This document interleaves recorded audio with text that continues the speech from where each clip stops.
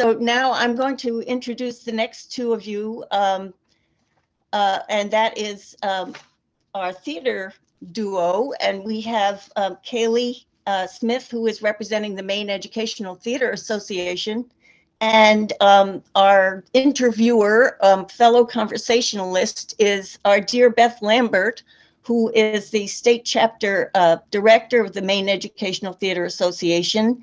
And Beth herself, for those of you who may not know it, began her 20-year career as a theater educator.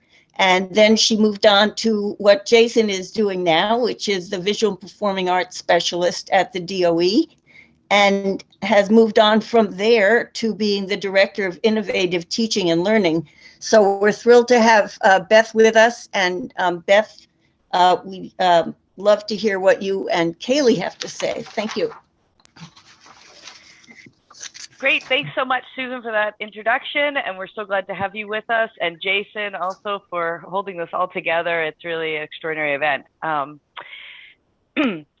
So I'm excited to hear, to continue talking about the importance of arts education.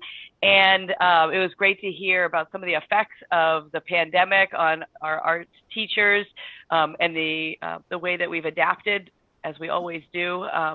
And I'm excited, Kailey, to talk to you a little bit about some of the unique pieces that theater education offers our students to cope with times during the pandemic, certainly, but also just preparing in life in general. So glad to be here talking with you today as one of our great theater teachers here in the state of Maine. Thank you. Goodness. Yeah, so let's just go right into it. One of the things I think people talk about a lot when we think about education and what we should be teaching and what gets priority is thinking about what happens after education. And so we know that when we hear from employers, they consistently talk to us about the importance of being a strong communicator. That's one of the top qualities that they're looking for when they have potential employees. Communication is certainly at the center of theater education. So I'd like to start our conversation off with you talking a little bit about how you see your theater students growing in this area throughout your courses, and then what they do later in life. Yeah, absolutely. And I think so often when people start theater education at the younger ages, and sometimes even in English classes, right? They'll do a play. In history class, they'll do a play. But so much of those early lessons are in basic communication. You're listening, you're engaging, your body language, because communication is so much more than public speaking or just the words that you're saying. And I mean, the words that you're saying are important, but the way that you're saying them and how you're using them are so much more important. And that's sort of what theater focuses on when you're teaching, especially acting and character study and things like that. It's about your body language, your facial expression, your tone. But more than anything, it's about listening and a willingness to listen and engage and respond rather than just coming up with your own responses ASAP. But I know one of the basic acting exercises that we always do is for like acting 101, we do contentless scenes. They're basically just lines of random, unrelated sentences. And you give them to a student or to two students, and they have to engage in a scenario where we have to understand what is happening, what is the conflict, what are you discussing, what are you doing? But it has nothing to do with the words you're saying. It has everything to do with how you're saying them and how you're communicating. And I know beyond just those basic skills, I just started teaching, it's a Theater for Social Change course. And I told them at the beginning of the course that regardless of what they learn, the only thing I want them to come away with is a willingness to say, this was my opinion, but after discussion and after learning these new things, I am willing to view this differently or change my opinion and have a different perspective based on your perspective, because we get so stuck in that this is my opinion and I don't really know how to engage other than to tell you what it is. But theater teaches you how to do that, beyond, I'm on stage and I'm performing and I'm an actor and I'm building sets and making costumes. It teaches this sort of engagement with other humans.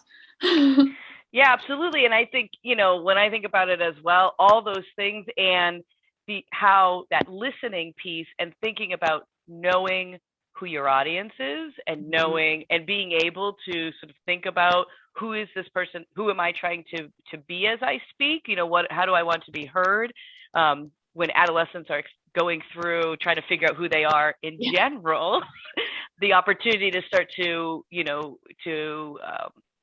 grow those skills and to build their capacity in that area. We really see later on then when they know how to communicate for a job interview, communicate with their friends and their peers, and communicate, as you're saying, in difficult conversations, how to listen and consider those viewpoints. I also think when you talk about the early years of education, certainly in pre-K, we talk about, dramatic play being so important for students, for children, as they are learning how to relate to each other, how to listen, and all of that. And that really brings us back to this, another, I think, really key piece about theater education that I'd love to chat a bit with you, is that certainly many educators, we don't own it, many educators model empathy and inclusivity in their courses. But theater educators, I feel we actively teach empathy and inclusivity.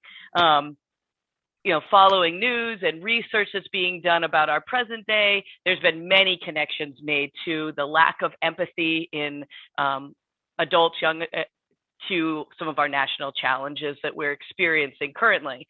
Can you talk a little bit about how theater education teaches empathy and inclusivity explicitly, and how you've seen your theater students demonstrate that, both while they're in school, but also in the relationships that you've seen as they go on in life? Yeah, absolutely. And I mean, I think theater is sort of unique in that way.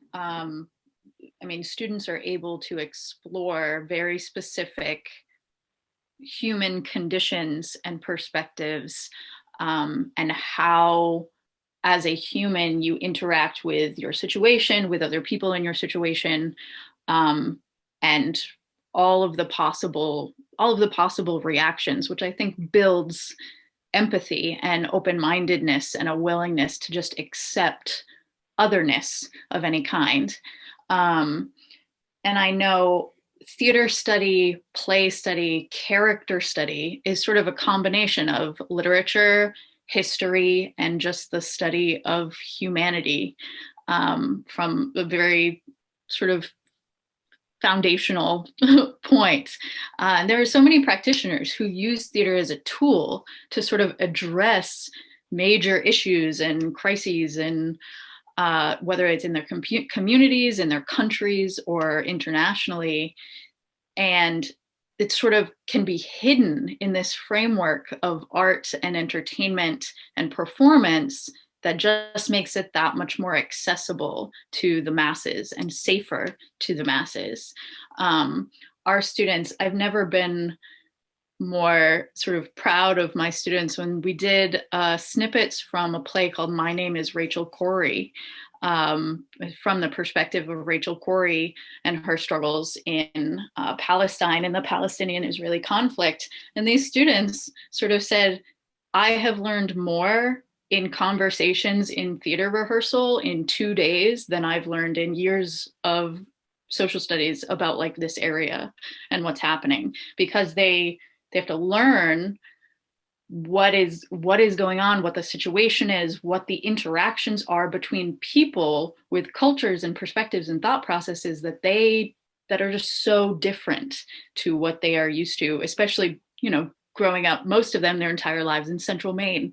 But it lets them do that safely and explore these ideas and these cultures and these concepts in this sort of enclosed, safe environment.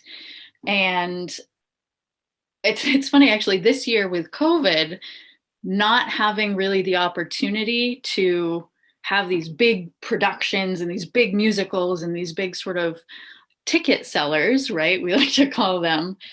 So many people are doing these sort of smaller character studies, and these just sort of exploration of empathy and learning other perspectives of other people and how to communicate that. And I think even students who aren't going into theater professionally, I mean, students who are going into theater professionally, we're teaching them design, we're teaching them, they might be an electrician, they might be a carpenter, they might be an actor, they might be, who knows. But if a student can go out into the world, meet somebody new from a different world than they live in, and just approach that interaction with an open-mindedness and a willingness to engage without initial judgment, then I would say they're from a successful program, regardless of their ability to, you know, stand on stage and present a monologue.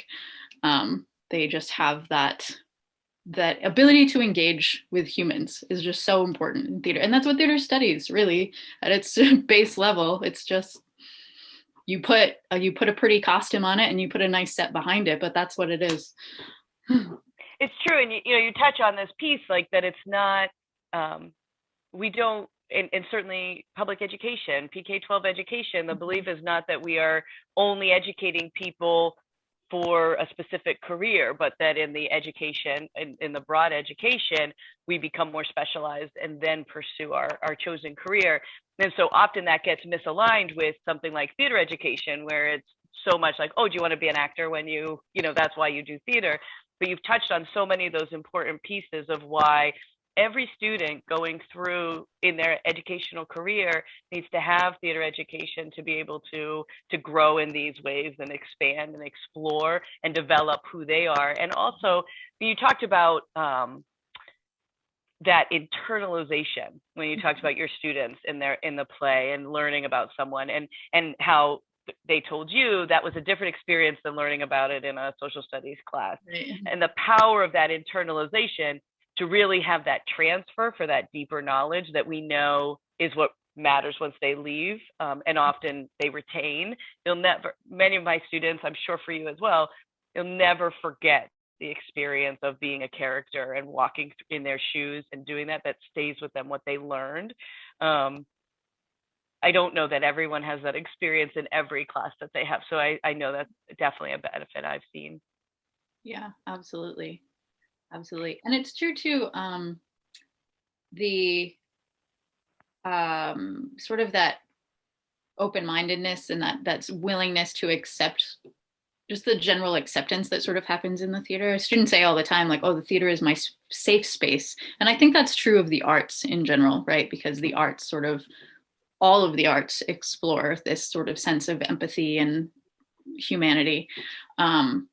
But so many students, when they respond to like, why is this important? They say, because that's where I feel safe, because that's where I'm accepted. That's where I, who feel sort of this outsider myself, am able to go to a place where other people feel like an outsider, and I'm able to accept them. And that makes me feel empowered. But I loved that experience with the students, just being comfortable and in a really kind of scary, vulnerable position. Absolutely. And I guess we have a video too to share about this, so we can cue that up, Jason. Yeah. And so many of their responses, this is how I feel safe. Thank you, Beth. Thank you, Kailey.